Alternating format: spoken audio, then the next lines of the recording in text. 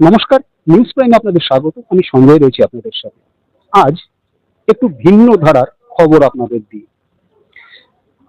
আজকের দিনের যে জেনারেশন তারা অনলাইনে আসক্ত, এটা আমরা সবসময় বলে থাকি।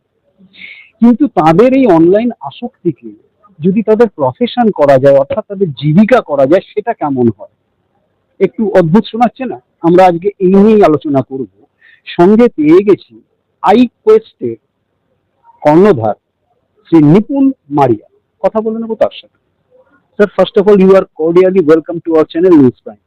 Thank you so much. It is my pleasure. Thank you so much. So, what is the motto of IQOO? अच्छा, ये जो हमारा ब्रांड है आईकू, इसका मतलब है आई क्वेस्ट ऑन एंड ऑन। हम जो फोन्स बनाते हैं ये स्पेशली यूथ के लिए बनाते हैं, बिकॉज जो हमारे यूथ है उनकी भी बहुत स्ट्रॉन्ग स्पिरिट रहती है कि वो लाइफ में आगे बढ़े, कुछ करें, वो कुछ क्वेस्ट करें। तो इसीलिए हमने अपना फोन का नाम भी रखा है iQOO, I quest on and on. Sir, अभी आपने बताया कि हम लोग जो फोन बनाते हैं वो रिसेंट जनरेशन को मद्देनजर रखते हुए, आपको नहीं लगता है कि ये जो एडिक्शन टू द मोबाइल है ये कुछ हद तक अपकमिंग जनरेशन को अफेक्ट कर रहा है? सर, बहुत सारी चीजें हैं जिनका बहुत यूज भी रहता है, और अगर एक्सेस यूजेज हो तो नुकसान भी रहता है। और वो सिर्फ मोबाइल के लिए ट्रू नहीं है, वो इंटरनेट के लिए भी ट्रू है, वो खाने के लिए भी ट्रू है, वो हर चीज के लिए ट्रू है, एज फार एज पानी के लिए भी ट्रू है। तो मैं ये नहीं मानता कि हमें सिर्फ मोबाइल को सिंगल आउट करना चाहिए, लेकिन हर चीज राइट प्रोपोर्शन में, राइट मॉडरेशन में की जाए तो वही सही रहती है। और आपके चैनल के थ्रू मैं सब यूथ को भी यही कहना चाहूंगा कि जितना मोबाइल जरूरी है उतनी अपनी सेहत भी जरूरी है, और सब कुछ बैलेंस में चलना चाहिए। बहुत अच्छा बात आपने बताया कि लिमिटेड यूजेज हर चीज के लिए अच्छा है। यहीं से मेरा अगला सवाल है कि आपने जो बताया कि लिमिटेड यूजेज करना, कुछ हद तक आपका जो मोटो है IQOO का ये है कि ऑनलाइन में अपकमिंग जनरेशन को कैसे प्रोफेशनल बनाया जा सकता है, इसके लिए आप लोग एक सर्वे किए हैं। ये जो सर्वे में उठकर आया है, उभर कर आया है, all around the world including India, आपको क्या मिला? हमें कुछ दो चार बहुत अच्छी फाइंडिंग्स मिली। पहली फाइंडिंग ये मिली कि जो आजकल के यूथ हैं उनकी ड्रीम्स बहुत बड़ी हैं, उनके एस्पिरेशन बहुत बड़े हैं, और ये सबसे ज्यादा हमने देखा इंडिया में। इंडिया में जो हमारे यंगस्टर्स हैं वो काफी बड़ा कुछ करना चाहते हैं, और यही नहीं कि वो सब बड़ी सपने देख रहे हैं, वो उनके लिए काम भी कर रहे हैं, मेहनत भी कर रहे हैं। और जो इंडियन यूथ है वो डबल मेहनत कर रहे हैं then the rest of the countries. तो ये काफी अच्छा लगा देख के हमें रिपोर्ट में। उसके अलावा हमने ये देखा कि वेस्ट बंगाल की अगर हम बात करें तो वेस्ट बंगाल में ये मेहनत और ज्यादा है, डबल द इंडियन एवरेज। तो इंडिया के यूथ अगर 3-3.5 स्टेप्स ले रहे हैं टुवर्ड्स दिस, तो वेस्ट बंगाल के यूथ 6 स्टेप्स ले रहे हैं। तो ये हमने देखा, तभी हमने आपसे आज शेयर भी किया कि वेस्ट बंगाल के यूथ बहुत मेहनत कर रहे हैं।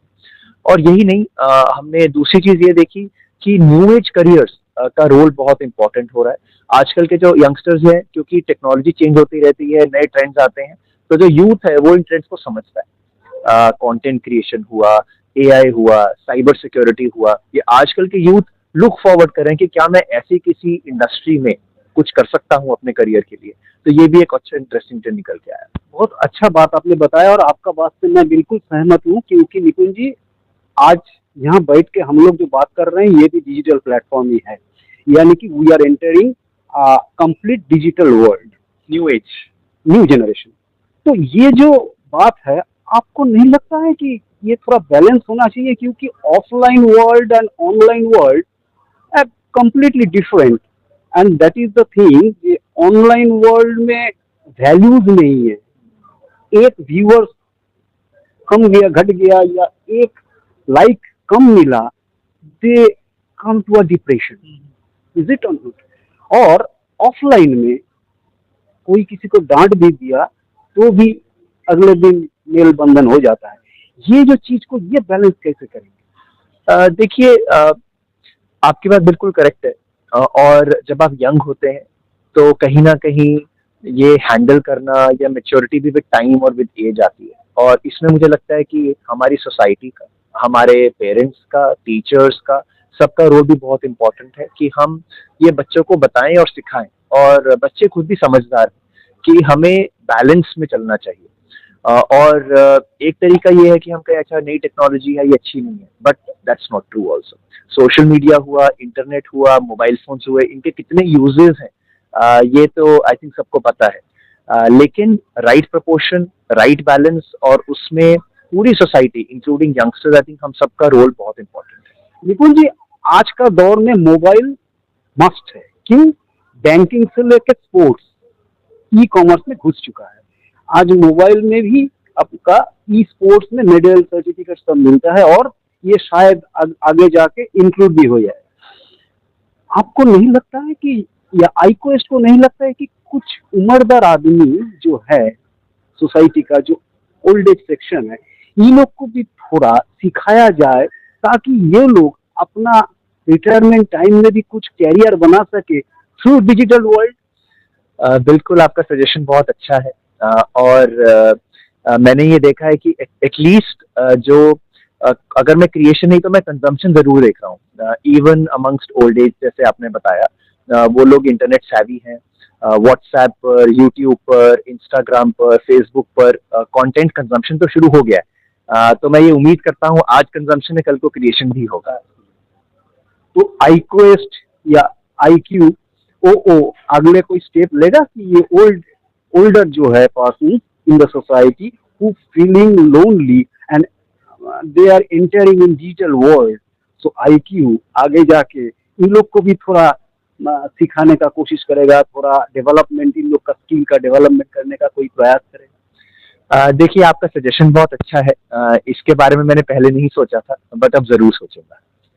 অর্থাৎ যেমনটা নিপুণ মারিয়াজি জানাচ্ছেন যে ডিজিটাল ওয়ার্ল্ড এখন অত্যন্ত জরুরি, এবং সেই সঙ্গে শুধু সমাজের আপকামিং জেনারেশন নয়, যারা সমাজের অনগোয়িং জেনারেশন, অর্থাৎ যারা বৃদ্ধা বা বয়স্ক যারা আছেন, যারা এখন একটু কর্মজীবন থেকে বিরত, তাদেরকেও আগামী দিনে তাদের কথাও চিন্তা করবে IQ, এবং সেই সঙ্গে প্রত্যেকটা আপকামিং জেনারেশনকে সঠিক পথে চালনা করার জন্য ডিজিটাল ওয়ার্ল্ড যেমন জরুরি, সেই সঙ্গে বাড়িতে অর্থাৎ গার্জেনদের ভ্যালুজ প্রদান করাটাও জরুরি। এবং সেই ব্যালেন্সের কারণেই সার্ভে করেছেন এনারা, যেটা উঠে এসছে সেটা একটা গর্বের বিষয় যে ইন্ডিয়াতে, ওয়ার্ল্ডে তো আছেই, ইন্ডিয়াতে যদি অন্যান্য যে রাজ্য আছে সেখানকার ছেলেমেয়েরা যদি ৩-৪ কদম এগোয়, এখানকার বঙ্গের অর্থাৎ পশ্চিমবঙ্গের ছেলেমেয়েরা ৭ কদম এগোচ্ছে। এটা একটা গর্বের বিষয়। অনেক শুভকামনা রইল আইকুয়েস্টের কর্ণধার নিপুণ মারিয়ার এই উদ্যোগকে নিয়ে। এটা একটা অভিনব উদ্যোগ, কারণ এই ধরনের উদ্যোগ চট করে কেউ ভাবেনি। Hats off to this thinking of mister Nipun Maria of IQOO। কলকাতার রেডিস্টন থেকে ভিডিও জার্নালিস্ট নিরার সাথে নিউজ প্রাইমের জন্য সঞ্জয় সাহা।